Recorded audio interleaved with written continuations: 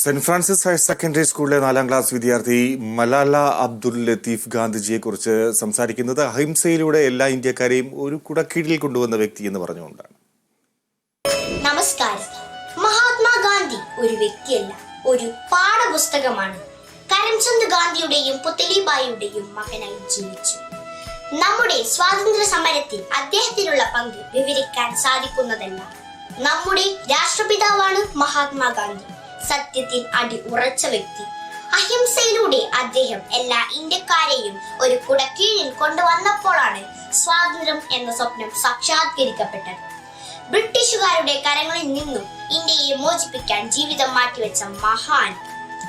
സാധാരണക്കാരുടെ ഇടയിലേക്ക് ഇറങ്ങിയ സാധാരണക്കാരനാണ് മഹാത്മാഗാന്ധി. അധികാരങ്ങളെ മോഹിക്കാതെ മനുഷ്യരെ സ്നേഹിച്ച നമ്മുടെ രാഷ്ട്രപിതാവിനെ നമുക്ക് മാതൃകയാക്കാം. നന്ദി. എന്റെ ബാപ്പുജി കുഞ്ഞുങ്ങളുടെ പ്രസംഗം നിങ്ങൾക്കായി അവതരിപ്പിക്കുന്നത് കേരള വിഷൻ നവകേരള പ്ലാൻ വെറും 199 രൂപയ്ക്ക്.